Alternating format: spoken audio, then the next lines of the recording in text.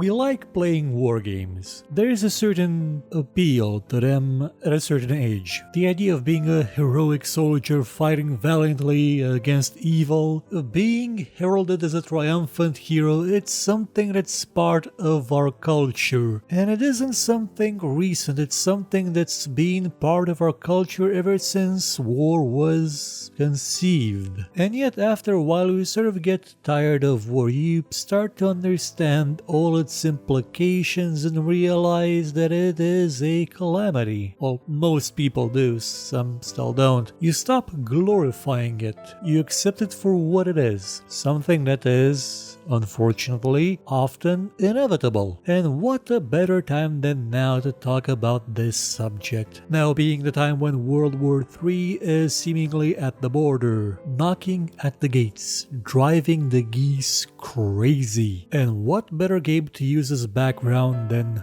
Duck Game, the greatest military simulator ever made with ducks in it. Video games and the war, or the military, have a very complicated relationship. Video games were conceived initially as sort of a front to war, to its concept. I highly recommend a show called Nuclear Fruit, made by the YouTube channel Ahoy, if you want to learn more about this part. It doesn't factor in that much in the way I want to approach the subject, but it's a very good show, so I really encourage you to take a look at it. Over the years, video games evolved into becoming a very diverse and very versatile tool, art form. It's a new medium, one in which you have endless possibilities to do what? Well, anything. And one of those possibilities is to spread the concept of militarization, of military indoctrination. Now sure, you can accuse video games of being violent, of being gory, of being obscene. You can say that Doom is so responsible for gun violence. It's not statistically provable to not be responsible for anything. But what you can't really say about games such as Doom in that age is that they were tools of governments to spread a sort of desire to join the military. Yeah, in Doom you were a space marine, you were a soldier, you were fighting space demons, but there was no attitude in it, there was no seed within it that made you think about signing up and shipping overseas. There was no jingoism in it, there was no patriotism in it, there was no indoctrination. It was just a fun game where you would blast space demons.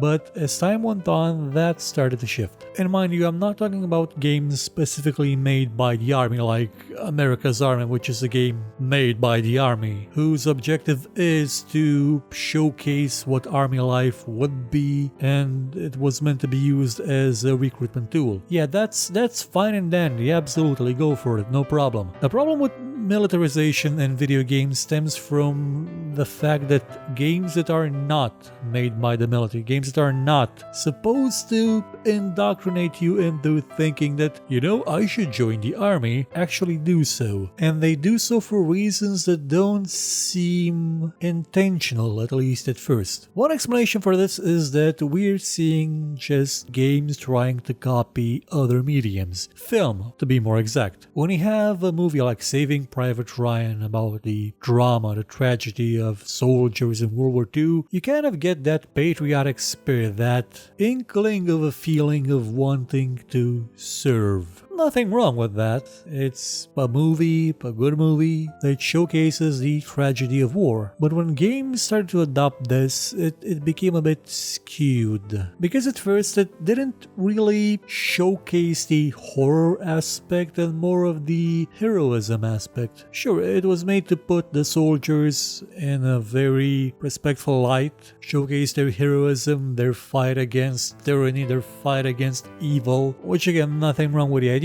But as time went on, that way of presenting things sort of became more and more muddled to the point where you kind of got the sense that it wasn't just about celebrating the heroism of soldiers that fought for saving the world a while ago, but it was just, I believe the Brits would have an expression similar to wanking the military for its own sake or something like that. It's especially noticeable in the games that take place in a more modern setting, well, modern and future setting. Games that try to emulate the military experience inside them, even when using a fictional armed forces like the United Nations Space Command from Halo, a fictional military organization that is treated quite seriously. And I mean, it's modeled to seem like an actual military force with ranks, with its own military customs, and a feeling that it's trying to get you to associate yourself with it, with the idea of serving in it. And it's not just something that you see in the game, it's in the marketing too, where you get buttons, you get coins, you get service medals, you get all sorts of stuff that make you feel like you are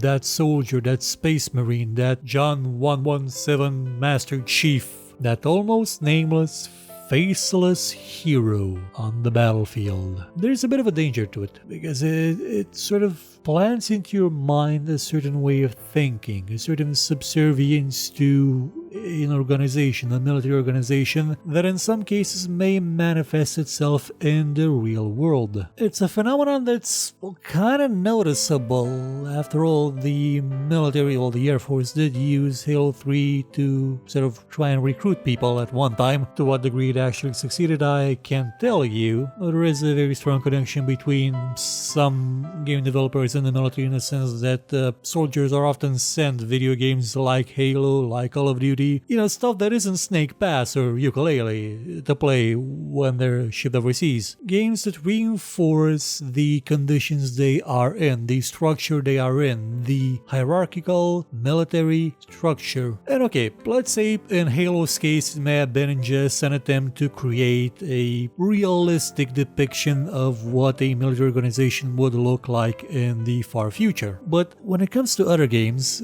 things sometimes get a bit more murky, and I'm referring especially to the Call of Duty series. In most of these games, you as a player are basically deprived of all agency. Well, in Battlefield Single Player 2 and in Medal of Honor, which was a terrible game. I mean, the last two were terrible. Instead of first-person shooters where you are obligated to think for yourself, where you have to explore your surroundings, where you have to figure out how to defeat the enemy, you just follow a waypoint marker.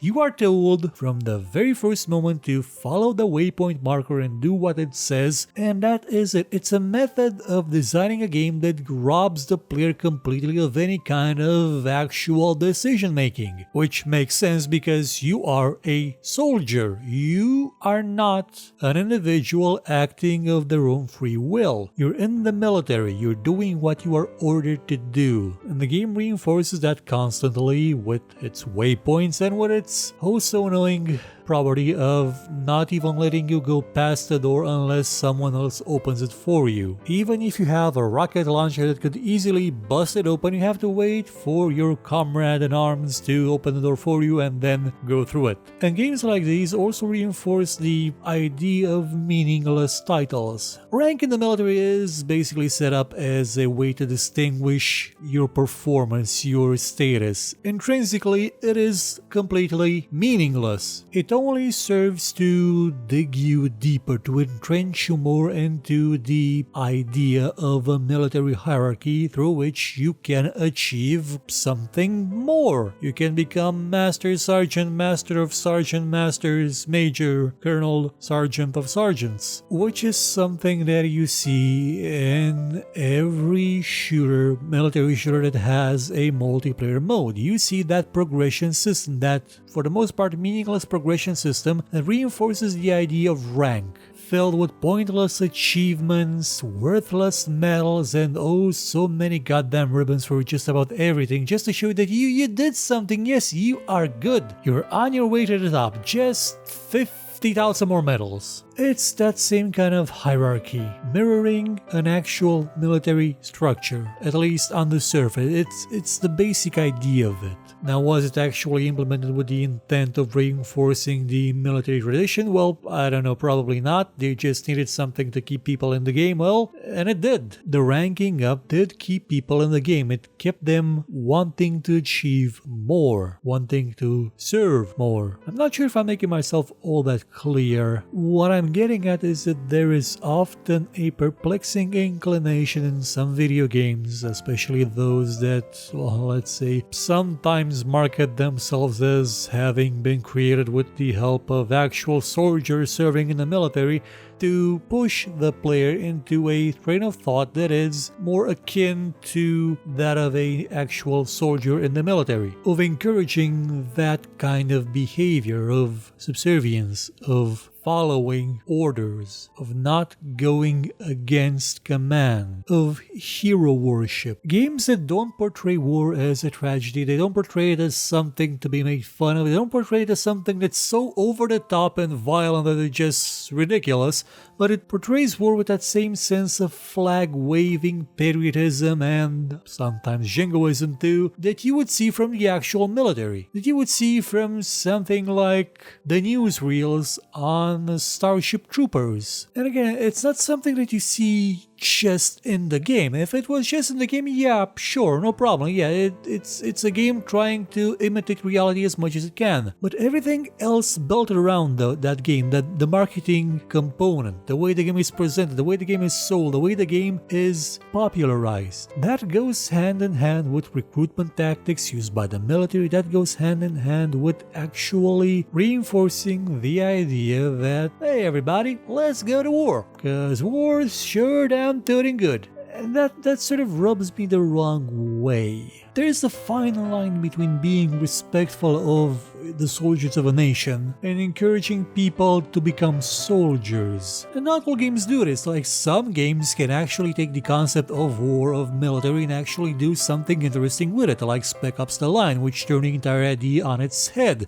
and presented war in its absolute worst kind of light. At the end of it, you didn't feel like a hero. You didn't say, oh my god, I'm gonna join the army now and become a Master Chief, Sergeant Chief, like the Spartan guy. No, you were sort of left with the idea that, oh my god, this is horrible. This is revolting, repulsive. And to a certain extent, the Metal Gear series also covered the subject by trying to eliminate the concept of hero worship. And it did so by, well, the sheer insane way that Hideo Kojima tells stories about his characters, about what they went through, about what they did. And that's probably something worth an entire show unto itself at a later date. It's also fair to note that the majority of games that do have a heavy militarization focus in them tend to come out of the US, because the US has it's got a bit of a different relationship to its military than maybe some other countries do. I mean, my country, for example, the military murders its own people, its civilians, and you don't forget something like that. There's not such a large reverence for the military. There's no cultural foundation from which something like a game that idolizes the military can spring from. And that's something you'll see in a lot of other countries where the military is not necessarily the greatest thing possible. But you can understand why the US is in that situation. I mean, with all that's been happening since forever.